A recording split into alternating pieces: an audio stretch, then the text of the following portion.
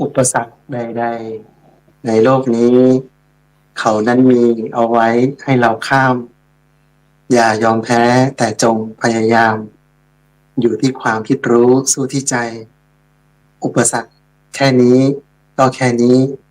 อุปสรรคแค่นี้สักแค่ไหนอุปสรรคแค่นี้สักเท่าใด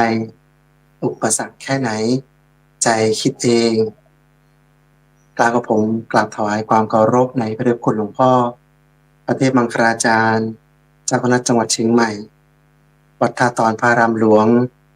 กราบถวายความเคารพพระเดชคุณหลวงพ่อพระเทพสิงหาวราจารย์รองเจ้าคณะจังหวัดเชียงใหม่วัดพระสิงห์วรมหาวิหารเป็นต้นเป็นประธานกราบถวายความเคารพพระมหาเถรานุเถระพระเถรานุเถระทุกรูปนะครับกราบถวายความเคารพพระอาจารย์ท่านพระครูโสพลปริยัติเลขานุการรองเจ้าคณะจังหวัดเชียงใหม่วัดพระสิงห์วรมหาวิหารกรรมการเลขานุการคณะกรรมการศิษย์5บุญเหนือแล้วก็กราบถวายความเคารพพระอาจารย์ทุกรูปก็ขอเจริญพรยอดสร้างบารมีผู้มีบุญที่รับชมรับฟังธรรมะรับอรุณแล้วก็ในช่องธรรมะเป็นทีมออนไลน์ในช่วงเวลา7 นาฬิกาถึง7 นาฬิกา 30 นาทีเป็นต้น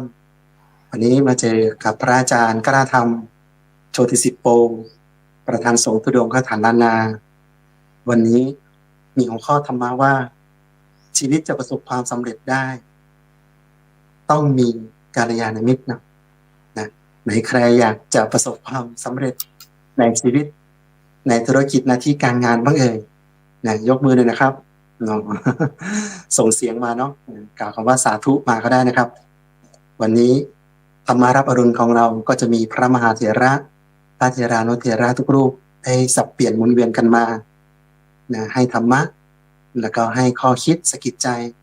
โดยเฉพาะส่งแรงกายแรงใจไปช่วยเหลือทั้งแรงกายแรงทรัพย์แรงปัจจัยแรงปัจจัยสี่ทั้งหลายเนาะอาหารที่อยู่อาศัยเครื่องห่มยารักษาโรคไปเยียวยาไปให้กำลังใจพี่น้องจังหวัดเชียงรายเชียงใหม่เป็นบางส่วนที่ประสบอุทกภัยวันนี้คณะสงฆ์ของพวกเราก็เป็นห่วงไม่ได้นิ่งดูดายมีหลวงพ่อเจ้าคณะจังหวัดเชียงใหม่รองเจ้าคณะจังหวัดเชียงใหม่คณะกรรมการศีล5นะครับทั้ง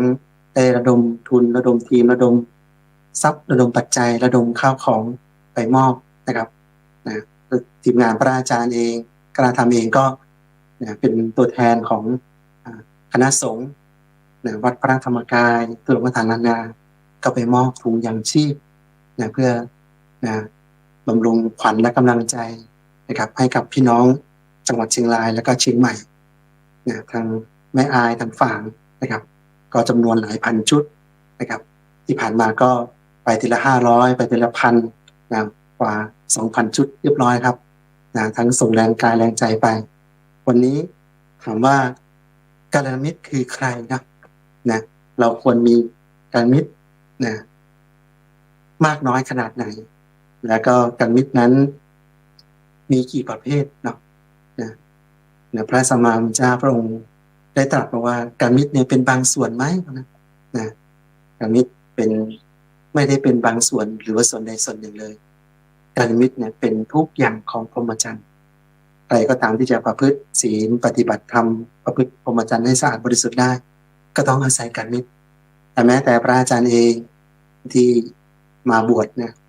ถ้าไม่ได้มาเจอกัลยาณมิตรก็คงเป็นอาคีเหล้าขี้ยาคนหนึ่งไปดื่มเหล้าเสเพลติดคุกติดตารางไปแล้วแต่ว่ามีบุญกัลยาณมิตรชักชวนกันเข้าวัดปฏิบัติธรรมจากศีล5ไม่ครบก็ศีล5ครบจากศีล5ครบแล้ววันพระวันศีลเราก็ยังจะรักษาศีล8ตั้งแต่เป็นนิสิตมหาวิทยาลัยแล้วนะครับถามว่ากัลยาณมิตรคือใครนะกัลยาณมิตรหมายถึงว่ามิตรที่ดีมิตรแท้ผู้มีความปรารถนาดีแก่เราจริงๆนะมีอยู่4ประเภทตามความรู้ความสามารถและศีลธรรมประจำใจท่านฝึกได้จนกลายเป็นคุณสมบัติประจำตัวของท่าน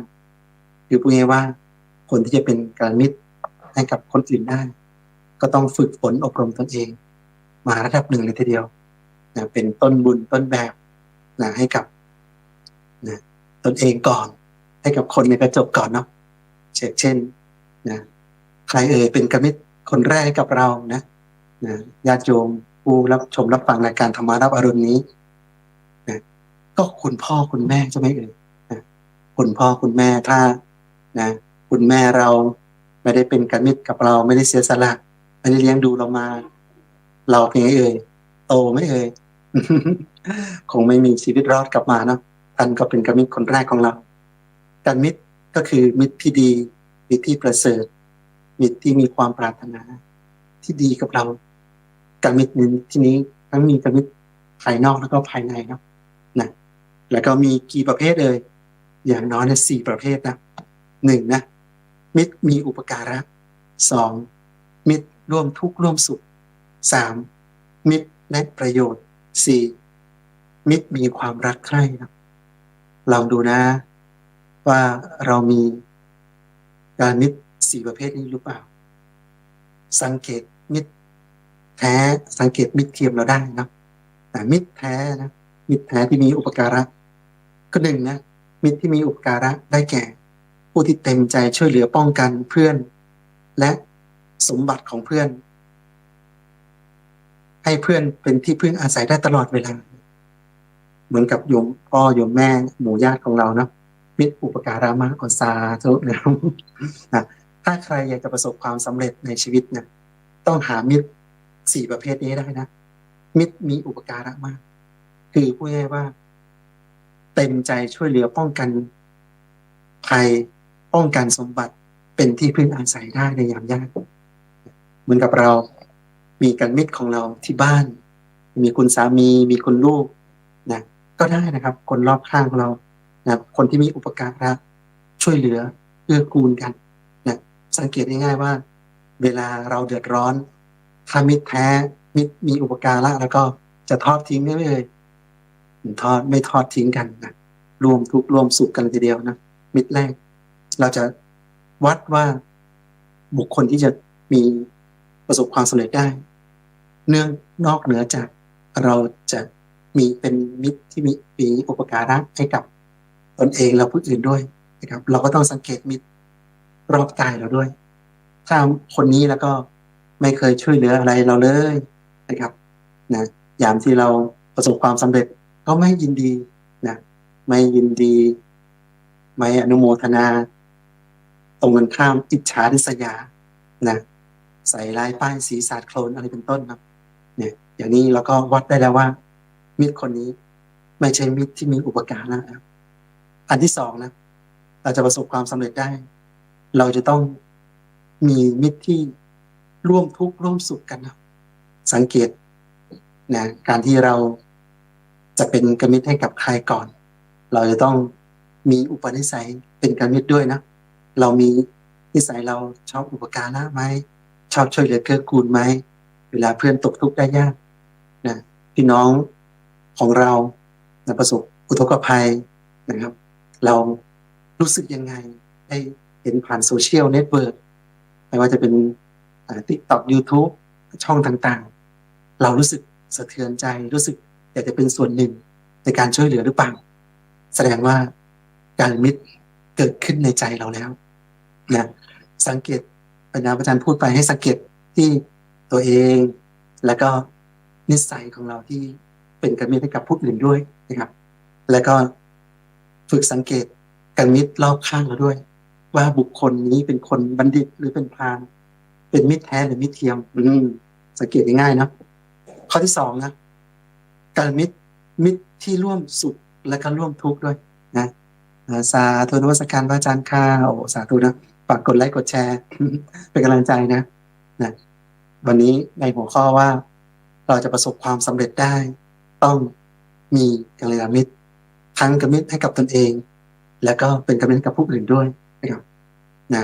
ข้อแรกเนาะมิตรต้องมีอุปการะ2มิตรร่วมทุกข์ร่วมสุขได้หมายถึงว่าผู้ที่เป็นคนที่เปิดเผย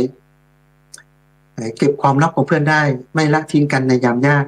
สามารถตายแทนกันได้โอ้โหเคยเห็นไหมครับ เพื่อนกินหาง่าย แต่เพื่อนตายหายากไม่เอ่ย หายากมากนะคนที่ร่วมทุกข์ร่วมสุขกันนะยามสุขก็สุขด้วยกันยามทุกข์ก็ร่วมทุกข์ร่วมสุขด้วยกันร่วมหัวจมท้ายด้วยกันนะคนที่เปิดเผยบางทีมาเราเล่าเรื่องส่วนตัวเรื่องธุรกิจหน้าที่การงานให้กันฟังสามารถเราเก็บความลับเพื่อนได้ไหมเพื่อนคำพูดที่เราพูดกันวันนี้เนี่ยเป็นความลับนะอย่าไปบอกใครมันเป็นความทุกข์ส่วนตัวถ้ามิตรไม่ใช่มิตรแท้ไม่ใช่คนพาลนะไม่ใช่มิตรแท้เนี่ยเขาก็จะเอาความลับของเพื่อนไปเปิดเผยไปบอกคนโน้นบอกคนนี้บอกคนนั้นนะเห็นไหมครับว่าสังเกตเพื่อนว่าคนที่ประเภทที่เพื่อนที่เป็นกันมิตรต้องเป็นกันมิตรที่เก็บความลับเพื่อนไว้ด้วยนะครับนะพูดง่ายว่ายอมตายแทนกันได้เลยนะเนี่ยยอมตายยอมไม่ผิดศีลนะนะถ้าเราจะผิดศีลนี่มาเอาชีวิตเราไปได้เลยนะแต่ให้เราไปฆ่าใครไปรังแกใครไปทำร้ายใครไม่เอาไม่ฆ่าไม่ลักทรัพย์ไม่เจ้าชู้ไม่พูดปดมดเท็จพูดส่อเสียดพูดเพ้อเจ้อไม่ดื่มน้ำเมาแล้วครับนะเอาชีวิตเป็นเดิมพันในการทำความดีนะประเภทที่สามนะการมิตรนะประเภทที่สามมิตรแนะประโยชน์นะมิตรแนะประโยชน์ผู้ที่กล้าขัดใจเพื่อนที่ให้กระทำผิดแนะนำแต่สิ่งที่ถูกต้องดีงามสังเกตตัวเราไหมว่าเราเป็นมิตรที่แนะประโยชน์หรือเป็นมิตรที่เนี่ยเอาเขาเรียกว่าพาไปผิดศีลผิดธรรมนะเพื่อนที่แนะประโยชน์กล้าที่จะขัดใจเพื่อนนะเพื่อนที่จะพาเราไปดื่มเหล้าไปเจ้าชู้ด้วยการพนันแล้วก็เอาบอกว่าเพื่อนกล้าเตือนกล้าบอกกันเลยทีเดียวเพื่อนเด้ยนะไฟไหม้บ้านทั้งหลังเนี่ยก็ยังเหลือที่ดินนะแต่ถ้าติดการพนันแล้วก็ที่ดินเหลือไม่เอ่ยที่นาที่สวนไม่เหลือนะครับไฟไหม้บ้านใน10 รอบยังเหลือที่ดินเหลือชีวิตไว้อยู่แต่เมื่อไหร่ที่ไปติดอบายมุขติดการพนันแล้วก็นะครับที่ดินก็ไม่เหลือแม้แต่ชีวิตก็เอาตัวเราไม่รอดเห็นไหมครับว่าการที่เราเป็นกามิตรกับตนเองเป็นกามิตรกับผู้อื่นแล้วก็สังเกตมิตรรอบข้างด้วยว่าเขาเป็นมิตรที่มีอุปการะไหมมิตรที่ร่วมทุกข์ร่วมสุขกันหรือเปล่า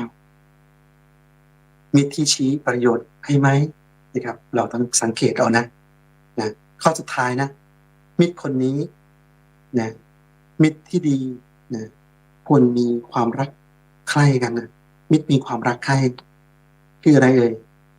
นะได้แก่ในเพื่อนตายยอมสุขยอมทุกข์ด้วยกันเลยโต้ตอบคนที่ติเตียนใส่ร้ายป้ายสีเพื่อนโอ้โหเขาเรียกว่าเป็นทนายแก้ต่างให้กับเพื่อนปกป้องเพื่อนเลยอย่างนั้นนะมิตร4 ประเภทนี้จึงมีลักษณะที่โดดเด่นลึกซึ้งไปในจิตใจของเราแล้วท่านผู้นั้นย่อมเป็นคนจริงฝึกตัวเองมาดีแล้วระดับหนึ่งสมควรแก่อายุการศึกษาหน้าที่การงานตำแหน่งของท่านท่านจึงพึ่งตนเองและเป็นที่พึ่งผู้อื่นได้จากท่านที่ผ่านการฝึกแบบไหนฝึกมีคารวะธรรม4มาแล้ว เห็นไหมก็จะลึกซึ้งไปเรื่อยๆนะครับคารวะธรรม4แล้วธรรมะของคารวะมีอะไรบ้างสัจจะธรรมะขันติแล้วก็จาคะมาระดับหนึ่งแล้วนะคนที่เป็นกมิตรนะพระสัมมาสัมพุทธเจ้าพระองค์ตรัสเปรียบเทียบว่ากมิตรเหมือนอะไรเอ่ยนะแสงทองของอัมภัยตอนเช้าๆเนาะขึ้นมาฉาบทาหนูเมฆหมอกขอบ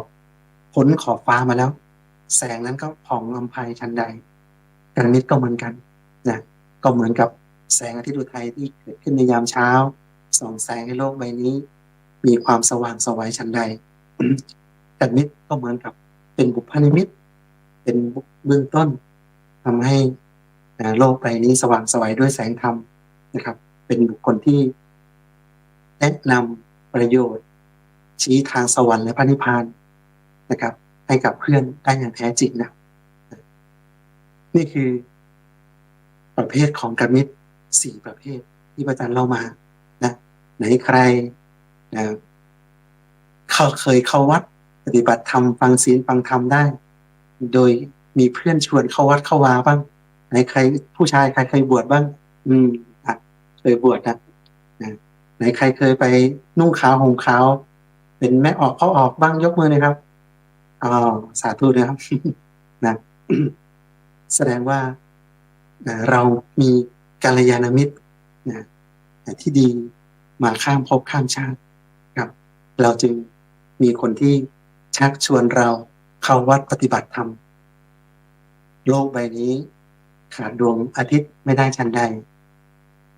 เราที่จะสู่เส้นทางธรรมก็ไม่สามารถที่จะขาดกัลมิตรได้ชั้นนั้นกัลมิตรนะครับบุคคลที่จะต้องฝึกตัวเองมาดีแล้วจะต้องมีคุณธรรมะคุณธรรมหรือธรรมะของพระสัมมาสัมพุทธเจ้าอย่างน้อย4ข้อนะก็คือมีคารวะธรรมสี่สัจจะธรรมะขันติจาคะเอาลองมาดูว่า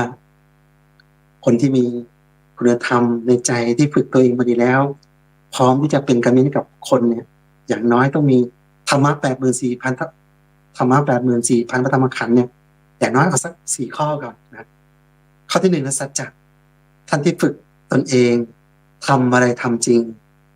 ไม่ทำเล่นๆเพื่อให้สิ่งที่ทำนั้นดีจริงเกิดความดีขึ้นมาจริงนะสัจจะนี่คือความจริงนะความตรงความแท้จริงตรงแท้จริงกับอะไรครับไม่จริงเนาะทำเล่นๆตรงข้ามอะไรครับคดงอถนนโค้งไม้บรรทัดงอไม้บรรทัดหักใช่ไหมแท้คืออะไรครับถ้าเปรียบเทียบกับทองคือทองแท้กับทองไม่แท้ทองปลอมทองเก๊ใช่ไหมครับฉันใดคนที่เป็นกัลมิตรให้กับผู้อื่นจะต้องมีสัจจะเป็นคนที่จริงเป็นคนที่ตรงเป็นคนที่แท้สังเกตตัวเองนะว่าการที่เราจะเป็นกัลมิตรกับใครเราเป็นคนจริงไหมเป็นคนตรงหรือเปล่านะแล้วก็เป็นคนแท้หรือเปล่าจริงตรงแท้มีในย่อยู่3อย่างนะสัจจะเนี่ยแต่ว่าหมายความรวมว่าความรับผิดชอบรับผิดชอบต่ออะไร1หน้าที่การงานของเรา2รับผิดชอบคำพูดของเรา3รับผิดชอบต่ออะไรการคบเพื่อนการคบเพื่อน4รับผิดชอบต่อคุณธรรมความดีในใจของเราถ้าเรามีความจริงความตรงความแท้หมายความว่าความรับผิดชอบ ใน4อย่างนี้แล้วก็เราเป็นคนมีสัจจะแล้วพร้อมที่จะช่วยเหลือเกื้อกูลทั้งตนเองแล้วก็ผู้อื่นคนรอบข้างอย่างได้สังเกตคนนะคนที่จะประสบความสำเร็จได้เป็น นักธุรกิจ100 ล้านพันล้านได้นะเป็นพ่อที่ดีเป็นแม่ที่ดีน้องๆก็เป็นเยาวชนที่ดีได้นะก็ต้องเป็นคนที่มีกัลยาณมิตรมีคุณธรรมในใจมีสัจจะความจริงความตรงความแท้อยู่ในใจวันนี้ทำรายการธรรมารับอรุณของพวกเรามีพระอาจารย์พระครูโสพลปริยัติเลขารองเจ้าคณะจังหวัดเชียงใหม่นะครับวัดพระสิงห์วรมหาวิหารเป็นกรรมการเลขานุการคณะกรรมการศีล5ของหนเหนือเราเนี่ยมันก็ได้เมตตาจัดรายการธรรมารับอรุณโดยธรรมะเป็นทีมทีวีออนไลน์แล้วเนี่ยก็ถือว่าเป็นยอดการมิตรนะพี่ๆทุกคนก็กดไลค์กดแชร์เนาะพี่ๆทุกคนก็กดไลค์กดแชร์ไปวันนี้พระอาจารย์กล้าทำโชติสิโปก็ได้มาถ่ายทอดธรรมะดีๆในเช้าวันนี้เรื่องของกัลมิตรนะคนที่จะประสบความสำเร็จในชีวิตได้ต้องมีกัลมิตรมี4ประเภท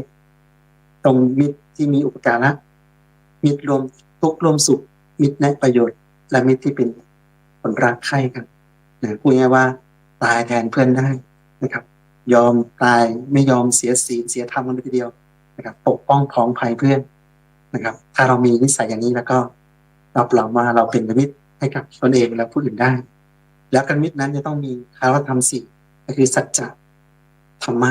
ขันติจาคะสัจจะก็คือมีนัยยะว่า เป็นคนที่ทำอะไรทำจริงเป็นคนตรงเป็นคนแท้มีความรับผิดชอบนะครับต่อหน้าที่การงานต่อคำพูดต่อการคบใครก็ตามคบจริงแล้วก็สุดท้ายคือจริงต่อคุณธรรมความดีแล้วยอมตายไม่ยอมเสียศีลไม่ยอมเสียธรรมเลยทีเดียวนะก็สองมีธรรมะท่านต้องฝึกฝนอบรมตนเองเป็นคนช่างสังเกตฝึกตนรับรู้ความจริงในทุกสิ่งที่ควรรู้รับผิดชอบจนเกิดดวงปัญญาประจำตนนะธรรมะนี่ก็ฝึกก็ได้ข่มก็ได้นะฝึกทุกอย่างที่เราไม่รู้อะไรไม่รู้ก็ฝึกก็เรียนรู้ผ่านช่องทางออนไลน์ต่างๆนะครับธรรมะข้อไหนที่เรายังไม่ทราบก็ศึกษาพระไตรปิฎกนะอ่านธรรมะฟังธรรมนะตามช่องธรรมะโดยเฉพาะธรรมะรับอรุณก็ได้นะฟังอย่างสบายๆนะสามารถที่จะเอาหูฟังเสียบแล้วก็ค่อยๆฟังได้นะครับแค่เราได้กดไลค์กดแชร์นะกดไลค์กดแชร์ไปช่องต่างๆกลุ่มต่างๆก็เกิดบุญแล้วนะมือเราน่าจะหยิบจะจับอะไรโอ้สำเร็จหมดนะสำเร็จหมดเลยแค่เราจิ้มกดไลค์กดแชร์สาธุนี่ก็เรียกว่าอนุโมทนาใหม่นะการแชร์ธรรมะการแชร์บุญก็เป็นบุญเป็นกุศลคนที่ไม่เคยได้ยินได้ฟังนะคนได้ยินได้ฟังแล้วนะก็เกิดดวงปัญญาเพิ่มเติมขึ้นคนไม่ได้ยินได้ฟังพอได้ฟังแล้วก็เก็ตธรรมะง่ายๆเอาไปใช้งานได้นะครับนะโดยเฉพาะคุณพ่อคุณแม่ที่ไปทำงานนะไปรับลูกไปโรงเรียนก็ต้องอาศัยกันมิตรและหัวใจกันมิตรเสียสละเพื่อลูกเพื่อคุณสามีเพื่อคุณภรรยาลุงป้าน้าอานะแล้วก็คุณพ่อคุณแม่ที่บ้านของเราตอบแทนพระคุณท่านทำอะไรทำจริงทำอะไรนะอะไรเราไม่รู้เราก็ธรรมะฝึกตัวเองไปนะครับคนที่เป็นกันมิตรกับทุกคนต้องมีสัจจะความจริงความตรงความแท้ธรรมะฝึกฝนตนเองทุกด้านต้องข่มใจเลยนะบางทีเราไม่ได้ดั่งใจหรอกนะทุกอย่างในโลกนี้ไม่ได้ดั่งใจนะครับเราจะต้องข่มเอาไว้นะแล้วก็อันไหนที่คนไหนที่ว่าเราเสียหายคนไหนที่ไม่เข้าใจเราเนี่ยเป็นคนไหนคนเป็นคนพาลนะเราก็นะข่มเอาไว้นะวางอุเบกขาไว้นะแล้วก็ตั้งหน้าตั้งตาทำความดีหรือไม่สู้ไม่หนีทำดีเรื่อยไปนะคนที่จะนะชนะคนชนะใจตนเองชนะคนภัยคนพาลก็คือหนึ่งไม่สู้สองไม่หนีสามทำความดีเรื่อยไปนะครับย่อมชนะทั้งทางโลกและทางธรรมนะข้อที่สามนะคนที่เป็นกัลมิตรจะประสบความสุขความสำเร็จได้ต้องมีขันตินะคือความอดทนนะ ไม่ใช่อดทนไปแล้วขันแตกนะไม่ใช่นะขันติความอดทนคนที่จะเป็นกัลมิตรกับคนได้ต้องฝึกฝนตนเองทรหดอดทนทุกสถานการณ์ได้จริงทำให้ท่านคนนั้นเนี่ยเป็นคนขยันมีหลักฐานตั้งมั่นมั่นคงมีคำว่าอดกับทนนะ อดคืออะไรฮะอดคืออยากได้แต่ไม่ได้ก็ต้องอด ทนล่ะไม่อยากได้แต่ก็ได้ก็ต้องทน อดทนนะมีสองนัยยะนะอดทนนะอดทนนะอดแปลว่าอยากได้มันก็ไม่ได้นะต้องอดไว้ก่อนนะอยากกินข้าวแต่ก็ไม่มีตังค์เราต้องอดไว้ก่อนนะทนล่ะมันไม่อยากได้แต่ก็ได้เนาะเห็นไหมเรื่องบางอย่างเราต้องอดทนมีความอดความทนนะทรหดอดทนบางอย่างมันไม่ได้ดังใจไม่ว่าจะเป็นฝนฟ้าอากาศเราอยากจะไปนะไปทำไร่ทำสวนไปนาอยากจะไปเวลานี้ตอนนี้นะแต่ก็ฝนมันก็ตกเราเปียกชื้นแฉะเราก็ต้องอดทนหนาวร้อนอ่อนแข็งอดหมดเลยนะอดหมดเลยอดทนต่อสภาพอากาศอดทนต่อกิเลสอาสวะในใจตัวเองอดทนต่อการดูถูกดูหมิ่นต่างๆอดทนต่อคำสั่งสอนได้ไหมนะครับเราคนอื่นมาเป็นกัลมิตรเราได้หรือเปล่าอย่างนี้เป็นต้นเนาะข้อสุดท้ายนะข้อสุดท้ายคนที่เป็นจะประสบความสำเร็จในชีวิตได้คนที่จะเป็นกัลมิตรกับตนเองและผู้อื่นได้ต้องมีจาคะความเสียสละฝึกฝนอบรมตนเองเป็นนักเสียสละ ยินดีสละทรัพย์สละความรู้แก่ผู้เห็นสมควรสละอารมณ์ขุ่นมัวทำจิตใจให้ผ่องใสมีความกล้าสละปกป้องคนดี เห็นไหมครับว่าการเสียสละนั้นสละทั้งสิ่งของสละทั้งปัจจัยสละทั้งอารมณ์อันบูดเน่าคือพูดง่ายๆว่าสละของให้นี่ง่ายนะแต่สละอารมณ์อันขุ่นมัวสละอารมณ์ที่ไม่น่าใคร่ไม่น่าพอใจอย่างนี้นี่ยากมากนะคนไหนมาด่าเรามาว่าเราก็อยากไปเก็บมาในใจนะทำให้เรามันขุ่นมัวเปล่าๆแต่ตรงกันข้ามเราสละอารมณ์อันบูดเน่าออกไปรักษาใจของเราให้ผ่องใสเสียอะไรเสียได้เลยนะแต่อย่าเสียจะให้ใจเสียนะพูดได้ไหมครับว่าเสียอะไรเสียได้เสียไปแต่อย่าให้ใจเสียนะใจของเราที่สำคัญนะใจเป็นใหญ่ใจเป็นประธานทุกอย่างสำเร็จด้วยใจครับวันนี้พระอาจารย์กระทำโจติสิโปประธานสงฆ์ทุดงคสถานล้านนาอำเภอสันทรายจังหวัดเชียงใหม่นะพระวิปัสสนาจารย์รุ่นที่10ในเป็นหลวงปู่พระพรหมมงคลหลวงปู่ทองสิริมังคโรแล้วก็เป็นประธานสงฆ์ทุดงคสถานล้านนาบวชมาพรรษานี้ก็ออกพรรษาก็21พรรษาพระอาจารย์ก็เอาบุญทุกบุญมาฝากผู้มีบุญทุกคนทุกท่านนะวันนี้ก็กราบแทบเท้าเป็นคนหลวงพ่อเจ้าคณะจังหวัดเชียงใหม่รองเจ้าคณะจังหวัดเชียงใหม่กับคณะสงฆ์พระเถรานุเถระทุกรูปเจริญพรยอดสร้างบารมีผู้มีบุญทุกคนทุกท่านเช้าวันใหม่ก็ขอให้สดใสสุขภาพร่างกายแข็งแรงเดินทางใกล้ๆรอดปลอดภัยมีชัยชนะเจริญด้วยอายุวันสุขภาพปฏิภาณธนาสารบริวารสมบัติเจอกันในธรรมารับอรุณในทุกวันจันทร์ต้นเดือนแล้วก็จันทร์ที่3เจอกับพระอาจารย์คณะธรรมโจติสิโปเช้าวันนี้โชคดีปลอดภัยแข็งแรงร่ำรวยใจใส่เข้าถึงธรรมทุกคนทุกท่านทุกประการ